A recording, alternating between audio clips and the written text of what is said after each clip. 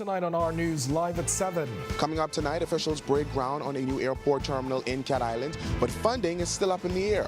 I'm Berthany McDermott, and I'll have all the details for you tonight in Our News. Plus, police are concerned about 3D printed guns being used to commit crimes. We'll tell you what makes these guns so dangerous. Plus, a job fair exceeds expectations as dozens line up for the chance to get back to work. And then in Our News at 7:30, why the Teachers Union president says transgender issues should be tackled head-on in the nation's schools. Our News live at 7 starts now.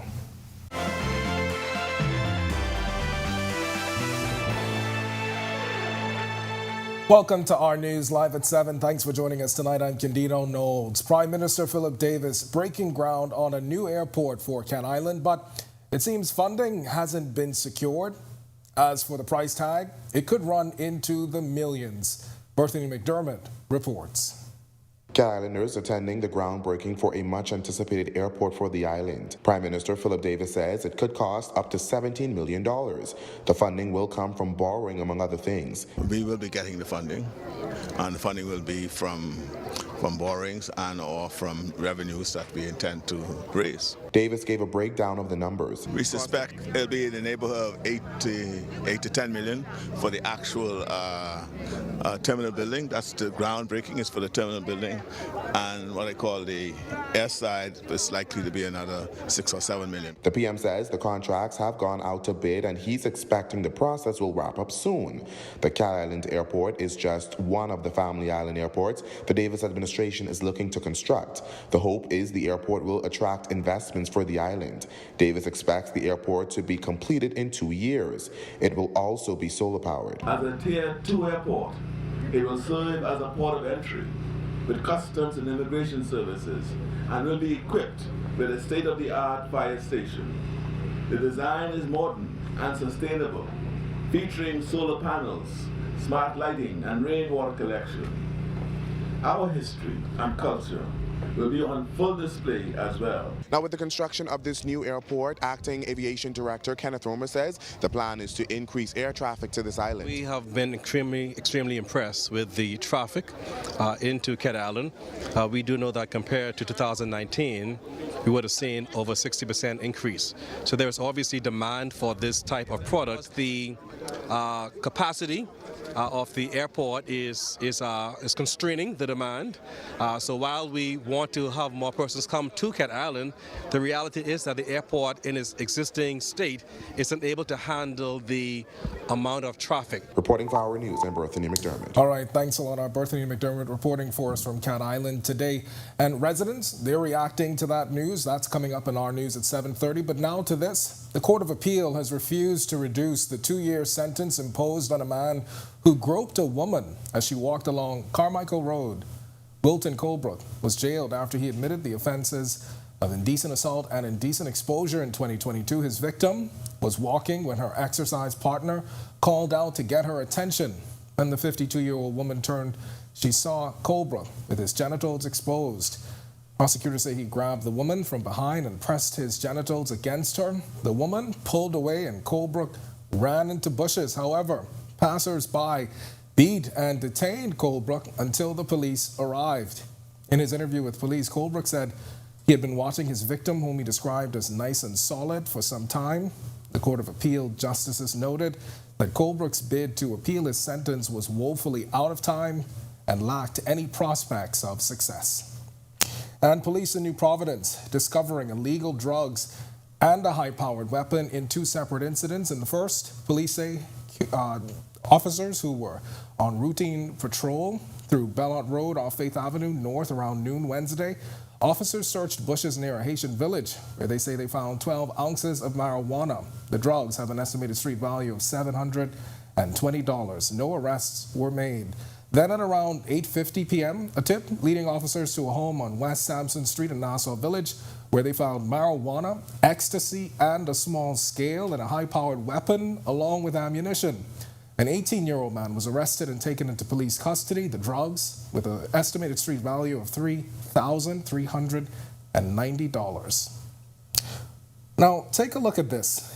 It may look like an average firearm, But it's not. It's actually a gun made of 3D printed parts, and according to police, it was used in a recent armed robbery. That's according to Chief Superintendent Earl Thompson, who gave reporters an up-close look at the weapon. He says what's worrying for police is the fact that 3D printing guns lack serial numbers, making them impossible to trace. Get a point of view. These firearms present challenges. It's and 3D guns, 3D printed firearms. So just put in a program, and the 3D printer prints out the frame. And this is one that we've recovered from the streets.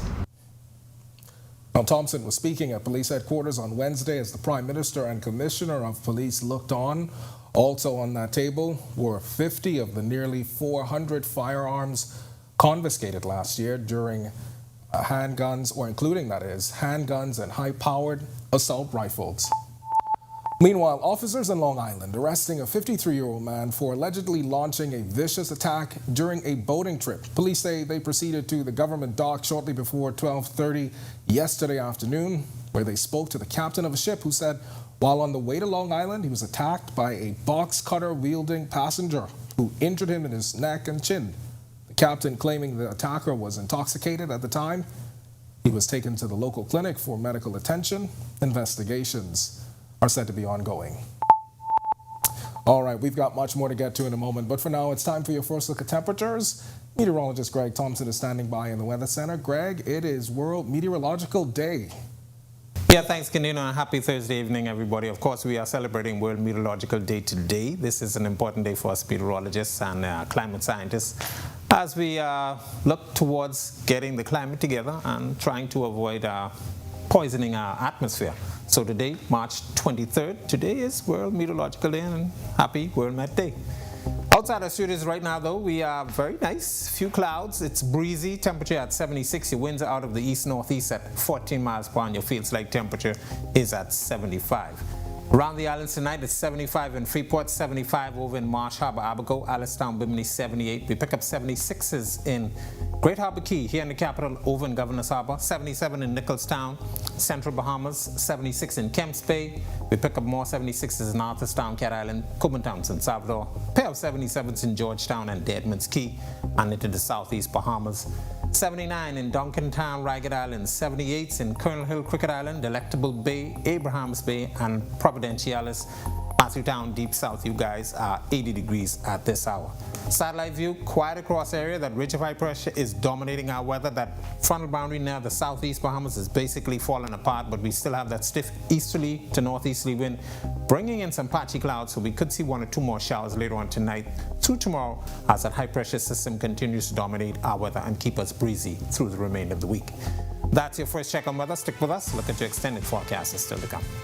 Thanks, Greg. And still to come on our news, your wellness matters. Government introducing a new program to help you get your health on track. Plus, dozens of Bahamians line up for new job opportunities in the capital. And later, Earth Hour is set for this Saturday. Tonight's Sustainability First report examines how your 60 minutes can make a difference. Stay with us. Are you or a loved one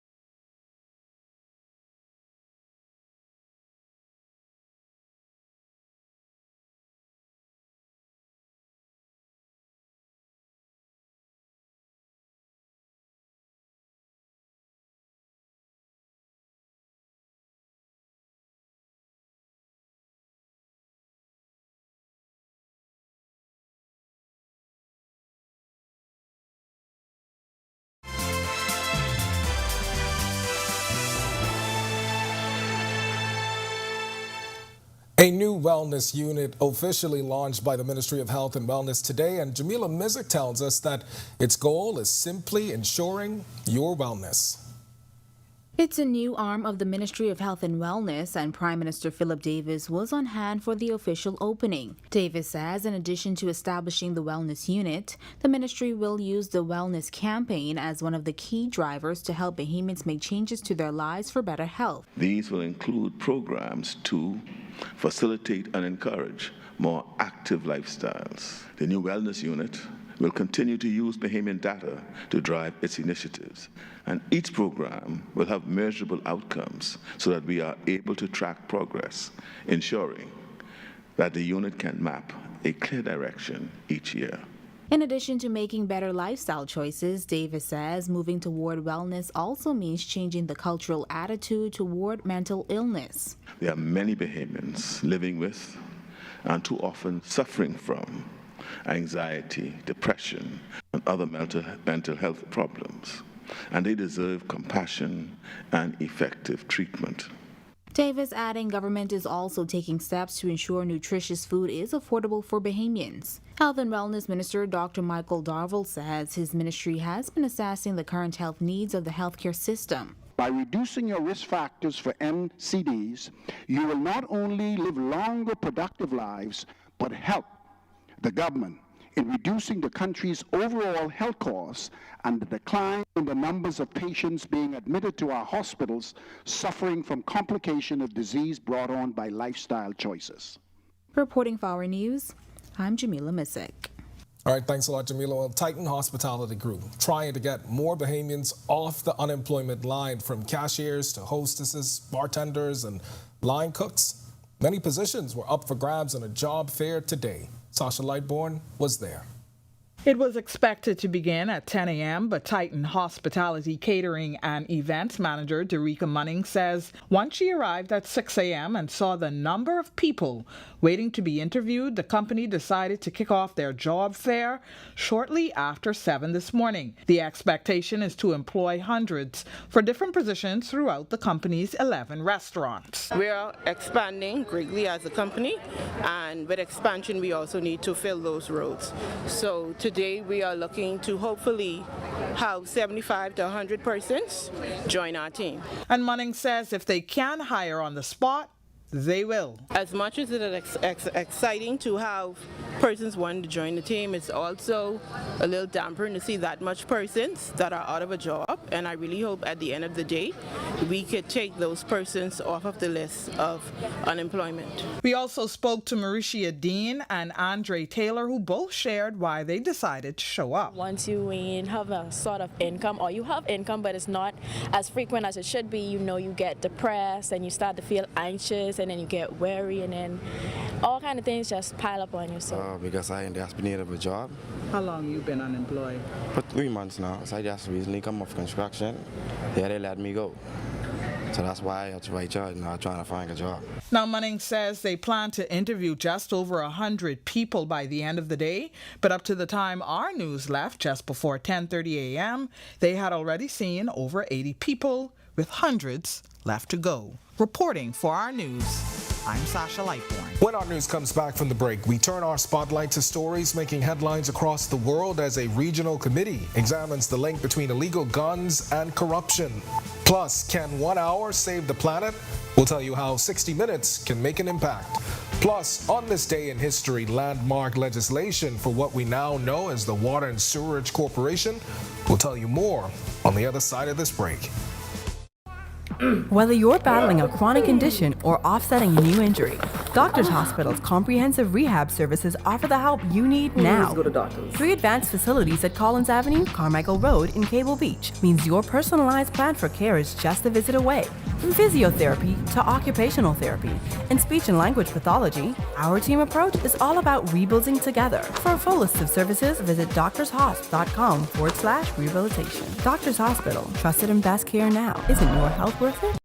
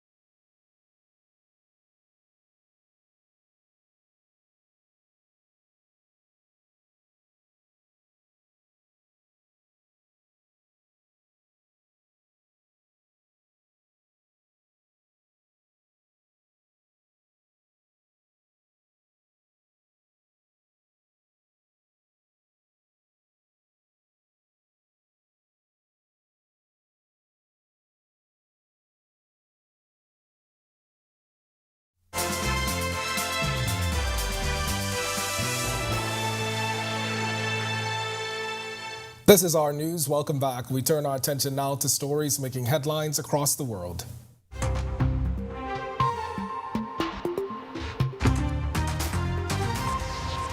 The Manhattan District Attorney investigating Donald Trump rejecting a request for documents and testimony about the case from House Republicans. The DA dismissing it as an unprecedented inquiry with no legitimate basis. In a letter obtained by the Associated Press, the General Counsel, Alvin Bragg, slammed the congressional request as an unlawful incursion into New York's sovereignty. Trump faces charges over how he declared a payment to keep quiet an alleged affair. It will be the first criminal case brought against a former U.S. president. Meanwhile, U.S. Secretary of State Anthony Blinken telling lawmakers this week that China was very careful and very carefully watching how Washington and the world responds to Russia's invasion of Ukraine. A day after China's President Xi Jinping wrapped a meeting with Russia's Vladimir Putin, Blinken said if Russia was allowed to attack its neighbor with impunity, it would open a Pandora's box for would-be aggression and lead to a world of conflict. Xi and Putin greeted one another as dear friends when they met in the Kremlin this week and discussed China's proposal for a resolution to the Ukrainian conflict. Don't you think it would be smart to tell China you provide lethal aid to a state sponsor of terrorism? They may be more deterred than if we just remain silent about that. Senator, I've shared directly with my Chinese counterpart the serious problem that China providing lethal material support to Russia for Ukraine. Do you think it's working? Do you think they'll provide aid? As we speak today, we have not seen them cross that line. Everyone is watching to see how we and the world responds to this aggression, and they'll draw their lessons from it. One of the reasons that there are so many partners involved in this from Asia is precisely because, even though this is happening half a world away, they see the stakes for them. One of the leading countries in our coalition to support Ukraine is Japan. South Korea is playing an important role. Australia is too, and they see the stakes. I think if China is looking at this, and they are looking at it very carefully, they will draw lessons for how the world comes together or doesn't. Illegal guns entering the borders of Caribbean countries was among the topics discussed at this year's Regional Security System Council of Ministers meeting on Wednesday. This as member states heard the issue of corruption must be dealt with to help resolve the problem of illegal firearms. RSS member states include Antigua and Barbuda, Barbados, Dominica, Grenada, Guyana, St. Kitts and Nevis, St. Lucia, and St. Vincent and the Grenadines. Here's RSS Executive Director Commodore Arrington Sherlin speaking at the high-level meeting taking place in Grenada. The hard responses require the commitment to put in place the necessary infrastructure to secure our borders and prevent the guns from entering our space, as well as to treat the issues of corruption. I say corruption because I believe the only way that these guns can get into our countries is through our borders. And crossing now a little closer to home, where the Royal Turks and Caicos Islands police force making its 9th illegal migrant interception for the year, capturing 184 people on a Haitian vessel on Tuesday. Police say the group, consisting of 30 females and 154 males, was handed over to the Immigration Task Force. And finally, UN Secretary General Antonio Guterres warning that the world is getting close to the tipping point after a new assessment from scientists said there was little time to lose in tackling climate change. According to a report published by the UN's Climate Office this week, emissions must be halved by the mid-2030s if the world is to have any chance of limiting temperature rise to 1.5 degrees Celsius above pre-industrial levels. It's a key target enshrined in the Paris Accord. The last report of the Intergovernmental Panel on Climate Change shows a dramatic situation. We are close to the tipping point that will make 1.5 degrees impossible to achieve. So we need dramatic action. We need an acceleration agenda. And once again, we count on the leadership of the European Union in this regard. All right, and speaking of climate change, can 60 Minutes save the planet? Maybe, according to the founders of Earth Hour, an initiative to switch off the lights around the world for 60 minutes to do something positive for the planet this Saturday, March 25th. Christina Dragovich has more in tonight's Sustainability First report. Bahamas First, putting sustainability first for our people and our environment. What's first for you and the planet comes first for us. It's a call to action. to make peace with nature, massively increase climate action, and save our planet. The United Nations Secretary General Antonio Guterres issuing a plea for people around the world to give 60 minutes back to the planet. Every minute and every hour counts. I invite you to switch off your lights on March 25th at 8:30 p.m. local time. During that hour, Earth Hour will shine the spotlight on saving the planet and the huge impact of global warming on climate change. According to Earth Hour, the next 7 years are crucial to ensuring that global temperatures stay within 1.5 degrees Celsius set out in the Paris Agreement. From the darkness, let us build a brighter and more sustainable future for everyone, everywhere. So if you're still wondering what you can do with your Earth Hour, here are some suggestions. You can watch an educational video on climate change or listen to a podcast on the topic. You could join an Earth Hour event or use Google Lens to explore the world around you. Or you could even take a nature walk, preferably during daylight. So far, more than 85,000 people from 160 countries have pledged to give their hour for Earth. Will you? Reporting for Our News, I'm Christina Dragovich. Still to come in Our News, Today in History. Find out interesting facts about the day that was March 23rd and a 2013 oil spill on Grand Bahama. Greg is back with your extended weather forecast a little later on, and then in Our News at 7:30, we take a look at the best defense against dog attacks. It's all coming up when Our News continues.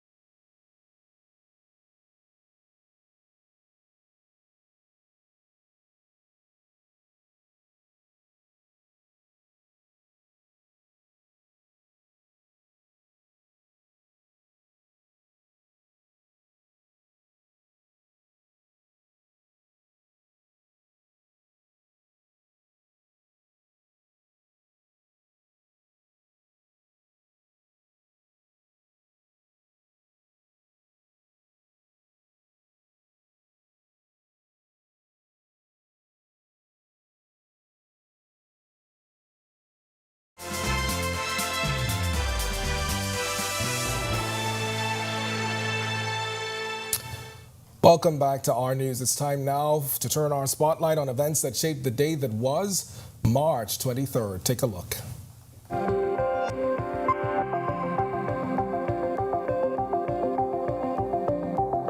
This day in Bahamian history, in 1928, Governor Charles William James Orr approved a bill entitled A Bill to Provide a Water Supply and Waterborne Sewerage System for the City of Nassau and its suburbs. The passage of this bill would lead to the creation of what you and I know today as the Water and Sewerage Corporation. Then fast forward to 2013, the Ministry of Transport and Aviation reporting a third oil spill at Borco on Grand Bahama in waters in the area of Pinders Point, Freeport. The Port Department responded immediately and found oil was covering an area of about 70 feet on rocks at a breakwater in the area of Borco's pipelines that connected with a jetty. It was the same site of another oil spill in February that year. And finally, in 2021, the Ministry of Health and Wellness reporting that more than 6,000 Bahamians had been fully vaccinated. The ministry said 50,242 doses of the COVID-19 vaccine had been administered in the Bahamas, with more than 40,000 Bahamians and residents receiving one dose of the vaccine.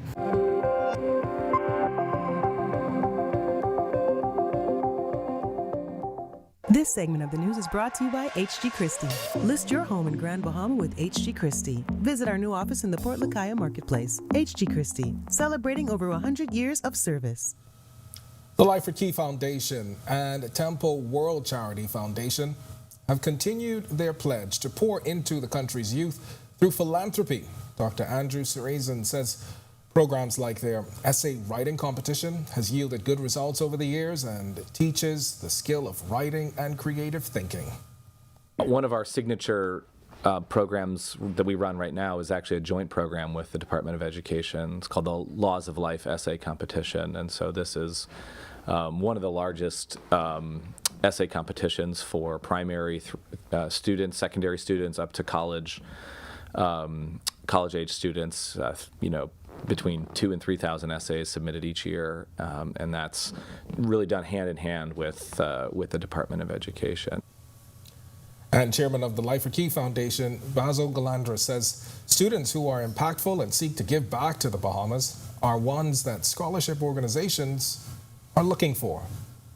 Yes, we continue to have dialogue with the Ministry of Education and certainly look forward to more programs with them. Students who probably already want to contribute to society.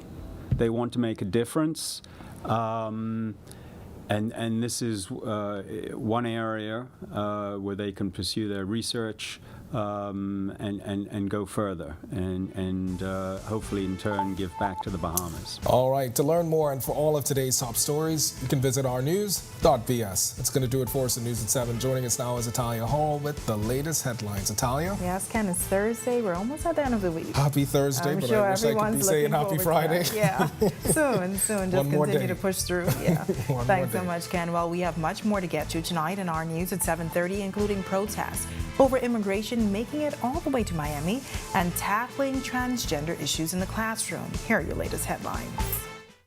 New tonight on Our News Live at 7:30, protests outside the Bahamian Consulate in Miami caused the Ministry of Foreign Affairs to hit back. Plus, a father pleads for help as the search continues for two Bimini men, and why Teachers Union President Belinda Wilson says it's important to tackle transgender issues without pushing an agenda, and focusing on the future and the impact of climate change on World Met Day. Our News Live at 7:30 starts in a moment. With over 20... Oh, it's your thing. Do what you want to do. It's your thing. Do what you want to do. Oh, it's your thing. Do what you want to do. Shareholders are very happy. Oh, it's your thing. Do what you want to do.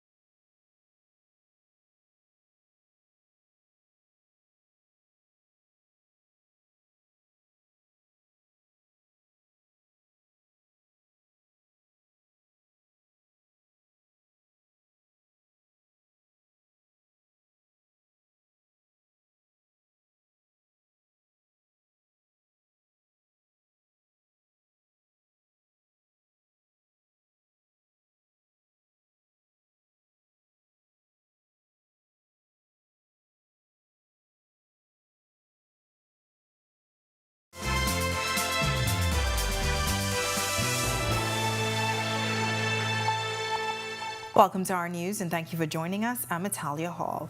Well, topping news tonight, the Coalition of Independents taking their crusade against illegal immigration internationally. The group protesting in Miami, Florida today.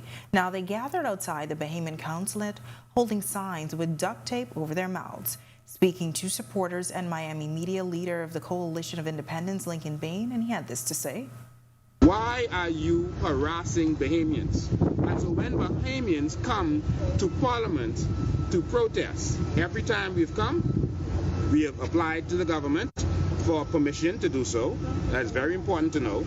The Commissioner of Police came publicly in a press conference and said that we do that and that he gave us permission to protest at these various protests. And so why then do you give us permission and then you send a police officer to attack us or police officers to attack us? Why do you do this? Now, Bain claims the Bahamian consulate office in Miami was closed when the group attempted to deliver documents highlighting their concerns. We checked, and the Bahamian consulate, they said it's closed today. This shows you that the government is complicit in the evil that is going on. And in our filings to the United Nations, these are things that is going to be filed. All of a sudden, a Bahamian embassy, a Bahamian could be in trouble. A Bahamian could be arrested. A Bahamian could need a document. Why would you close it? Because we are going to deliver a letter. The Ministry of Foreign Affairs hitting back today at Bain's claims in a press release stating the group's claims that they were denied the right to protest at the heads of government meeting are untrue and that the Bahamian consulate's office in Miami is open for business. While police has confirmed the identity of a teen who was shot and killed in the area of Montel Heights on Saturday. He's 16-year-old Junior Roslyn of Carmichael Road. You may recall that around 9:30 p.m. Saturday, Roslyn and another teen were standing in front of a home in Montel Heights when they were approached by two gunmen who opened fire on them. Our News understands that the other teen, is still in hospital and is in stable but serious condition.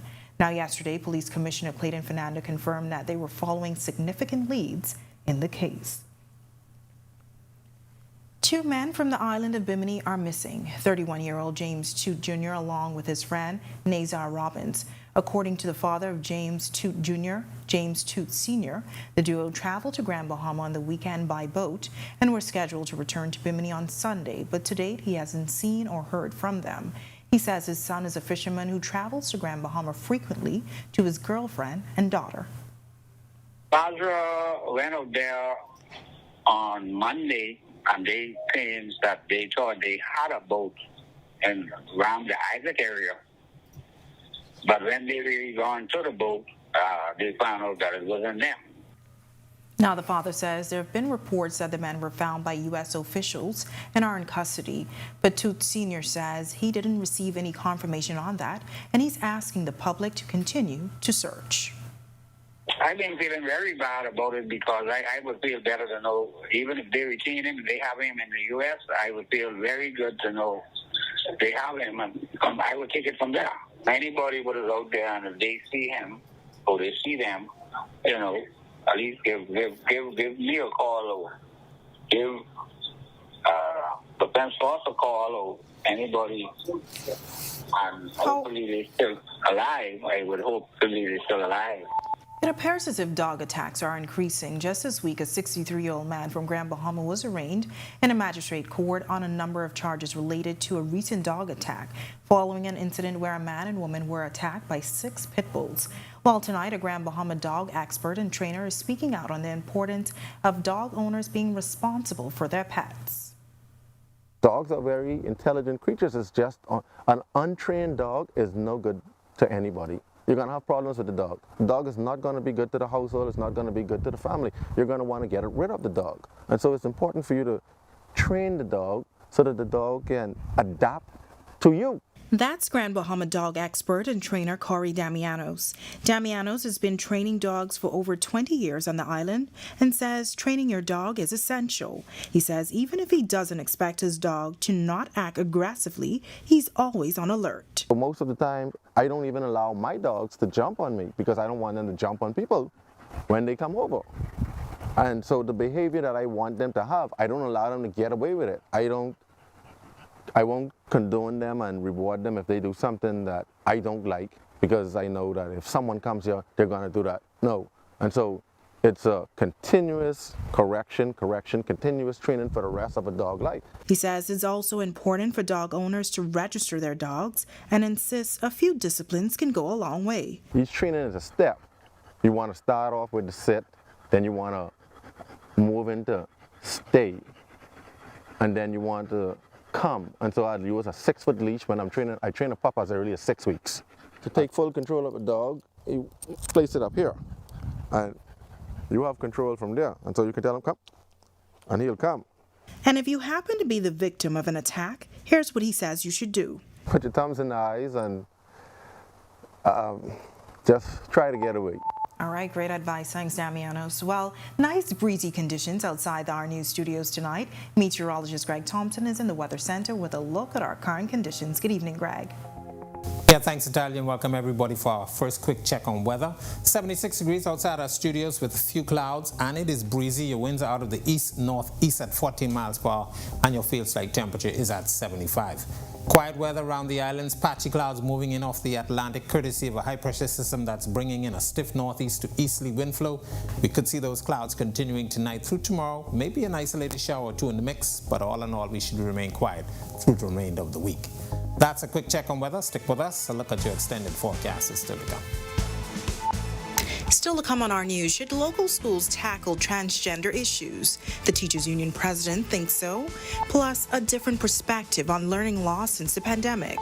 And the Department of Inland Revenue pops up, bringing the services to the people, how you can take advantage of their services. The story on the other side of the break.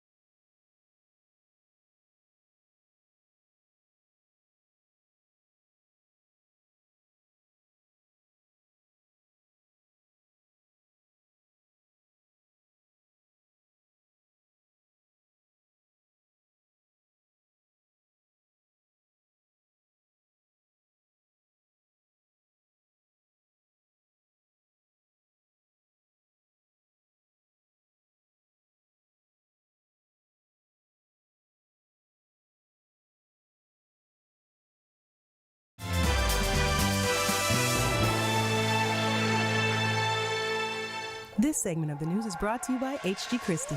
List your home in Grand Bahama with HG Christie. Visit our new office in the Port Lakaya Marketplace. HG Christie, celebrating over 100 years of service. A leader of a local union is hitting back at the Ministry of Education's initiatives to tackle the learning loss issue. Our Joshua Williams has the story. Bahamas Union of Teachers President Belinda Wilson expressing disappointment in government's attempt to combat the issue of learning loss in the country. In a lunch address to the members of the Rotary Club of West Nassau, Wilson revealing that approximately 14,000 students did not attend school during the pandemic, many of whom did not return. She says her team has gone into inner city communities to identify the issues. We went into the Camp Road area. We found students who did not have uniforms, who did not have devices, who were living with grandparents and other siblings and extended families. I'm not pleased, I'm not satisfied that we've even addressed the concerns and the deficit for those students. In addition, Wilson says the virtual platform put in place is still flawed. For example, report cards that were received by parents June of 2022, so that's last summer, and December of 2022 respectively, have not yet been corrected. They are filled with errors. Instead of paying millions to a foreign company, Ms. Wilson believes the answer to the problem is right here at home. What we want the Ministry of Education and the government to do is stop giving us lip service. Use the teachers who have the expertise. Let us tutor the students. Let us conduct the diagnostic tests. Let us do the summer programs. Let us do the extended learning programs and the accelerated learning programs. Spend the money on the teachers in the Commonwealth of the Bahamas, the experts. Reporting for Our News, I'm Joshua Williams. Now, Bahamas Union of Teachers President Belinda Wilson believes it's time for government to tackle the issue of transgender education head-on in our schools. She notes that it's important to bring children up to speed with the world that surrounds them, but at the same time, not pushing an agenda. I think that it would be wise for a component of transgender, the various different family compositions, it needs to be addressed, and not addressed that you would be pushing an agenda or you would be taking a side or position, but students need to be aware of what is happening in that vein, because remember, we are preparing them for the world. Now, Wilson's comments came during a lunch address to members of the Rotary Club of West Nassau. When questioned about her personal views or the Bahamas Union of Teachers' views on the matter, Wilson denied sharing based on her lack of knowledge on the issue. When you stand in a leadership position, you should not speak in ignorance. And as I said earlier, I do not have the various positions. I have no research documentation in front of me. The only thing I have is what I've heard in the news media or seen on social media.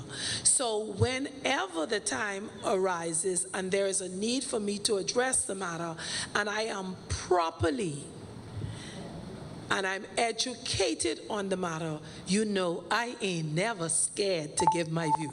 They've seen the complaints about pretty much being unreachable, whether it's by email or by phone. With this in mind, officials from the Department of Inland Revenue decided to bring their services closer to the people. This week, officials have set up shop at the Center Court in the mall at Marathon. We spoke to communications lead at the department, John Williams, about the initiative. It's a part of our public education campaign, and it's under the title DIR Comes to You. We wanted to provide an opportunity for the public to easily access us. So we're going to be here at the Mall of Marathon Center Court today, which is Thursday, also Friday and Saturday from 10 a.m. to 4 p.m. And Williams shares what services you can access if you find yourself inside the mall. You'll be able to renew your license, apply for a new license, check on your TCC, check on any case in our department. If you have questions about real property tax, you can do that as well. The new vacation home rentals, you can find out about that. Condo hotel tax, anything that deals with the Department of Inland Revenue, you'll be able to do here at the mall. Now, next on the department's calendar is a free 3-day virtual workshop series with topics such as understanding your tax obligations and what you should know as a business owner. It's now time for tonight's Financial Market Minute, brought to you by RF, your local investment bank.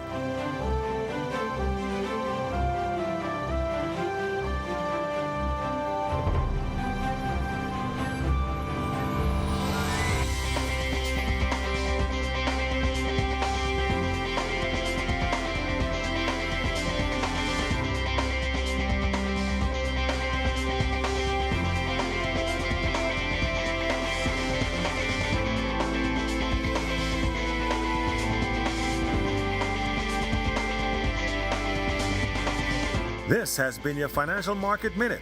To explore the best performing mutual funds in the Bahamas, visit our website at www.rfgroup.com.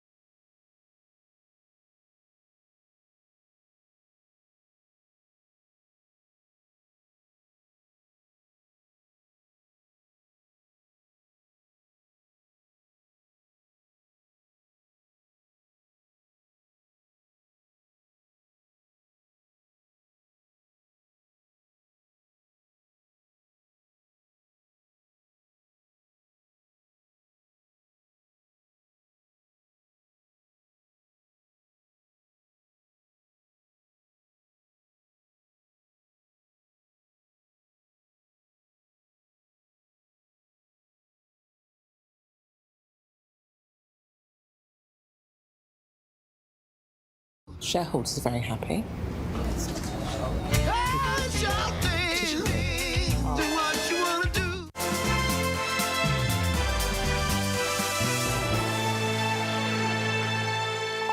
This is our news. Welcome back. Immediately following the groundbreaking ceremony for a new airport terminal in New Bight, Cat Island, residents are reacting to the news. Prime Minister Philip Davis on hand for the groundbreaking, explaining that the airport will cost up to $17 million. These residents were excited about the news. We've been struggling for years. The airport that is down there now in the terminal, that was just over some 70, 80 years. And definitely it has outgrown, its purpose. This means a whole lot for us because this is something we've been needing, not really wanting, but been needing for such a long time. And this is going to make a great change throughout the island. The Prime Minister, who serves as the island's Member of Parliament, says the new terminal could cost up to $17 million. Officials say the new airport will be an economic boost for the island. Prime Minister Davis also announcing other developments like the construction of clinics for the island.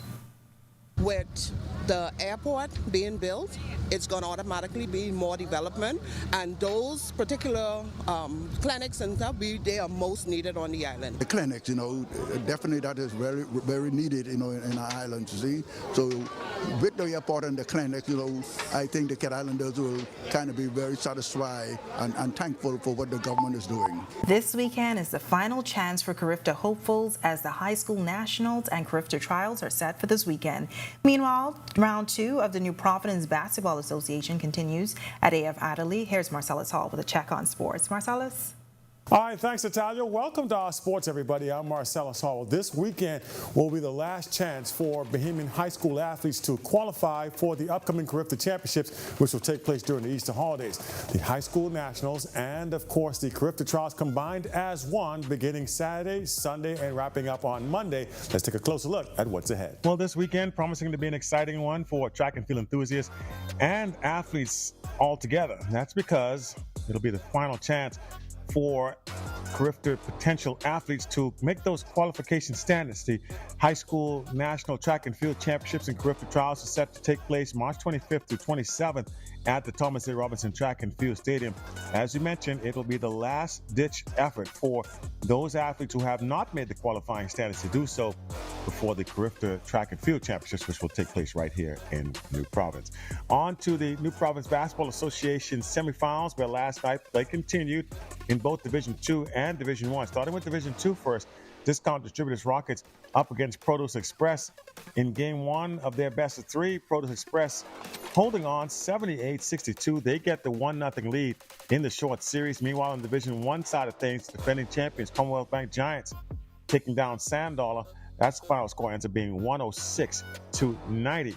So again, they'll continue to play tonight. 2 more games on the docket for this evening. Those will be game 2s in their respective series, a chance for elimination. They will see how it all shapes up. On to the NBA, where action continuing last night for our players. Buddy Hield and his Indiana Pacers taking on the Toronto Raptors.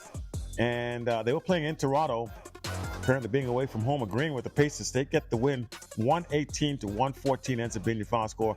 As for Buddy's stats, did pretty okay. 30 minutes played, 13 points, 6 rebounds, and 3 assists. He also had a block in this one, as again, Indiana picks up a win.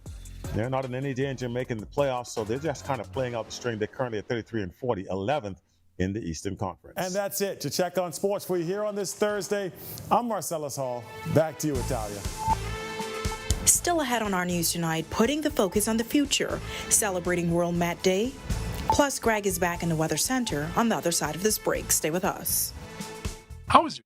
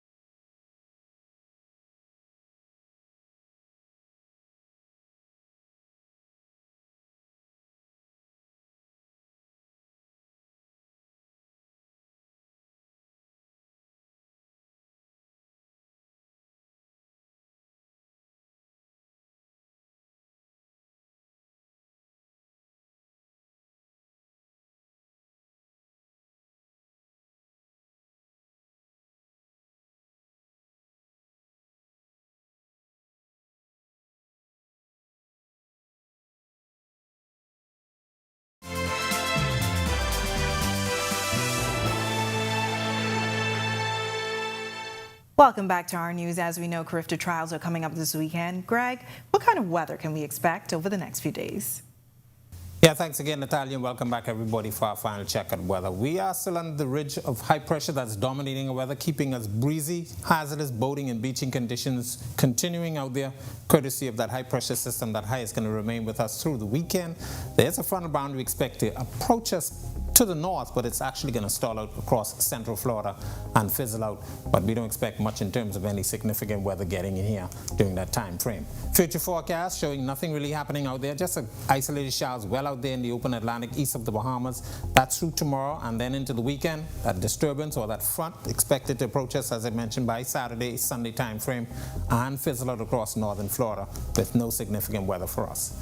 Boating for northwest and central Bahamas tonight to tomorrow. Small craft caution in effect still. Rip current risk is high, so beachgoers exercise caution.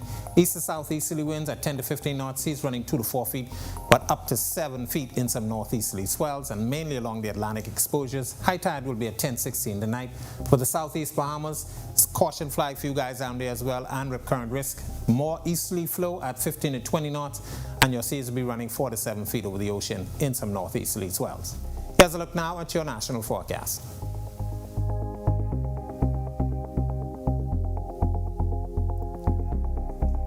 In your extended forecast, quiet weather throughout the rest of the week, actually, and into the weekend. That frontal boundary approaching us by Sunday, but by Tuesday we expect another front to approach us, so we could see a couple isolated showers in the forecast, and temperatures could take a bit of a dip. That's a look at our weather. Make it a safe evening, everybody. All right, thanks, Greg. Well, today's being celebrated by meteorologists around the globe as World Met Day. Tonight, a senior meteorologist is sharing how they're making a difference here at home. Jamila Mizik has a story. The theme for World Met Day 2023 is the future of weather, climate, and water across generations. Acting Director at the Department of Meteorology, Jeffrey Simmons, says this year the focus is on ways they can help to preserve the environment for the generations to come. We want to bring awareness of climate change to our public, and for everyone to do their part to help mitigate against climate change so that we can have a future. Because, you know, the Bahamas, we're a low-lying country, and one of the greatest issues with climate change is sea level rise, which can really become a problem for us as a nation. And while many depend heavily on meteorologists during times of potential natural disasters, Simmons says their day-to-day function is equally as important. We put together forecasts, a public forecast for everybody. We do a marine forecast specifically for the mariners. Of course, the aviation industry, we do forecasts for planes for landing and takeoff purposes. He says many other sectors also depend on the work of the Met Department. When you look into agricultural sectors, you're talking about where we're going to have rain, sufficient rainfall, where we're going through droughts. All of these would affect our agriculture industry, our fishing industry, what the seas are going to be like. Are we going to have rough seas? Are we going to, would the fishermen be able to get out there? In the construction industry, contractors need to know whether they're going to be able to work, especially if they're working outdoors. Of course, the tourism really is the thing, because, you know, we send information out of our hotels. Our guests are interested in good weather conditions, and the list goes on and on. Reporting for Our News, I'm Jamila Mizik. All right, very informative. Thanks so much, Jamila, and thank you for joining us for Our News tonight. On behalf of the entire team, I'm Natalia Hall. We'll see you tomorrow night. Have a great evening.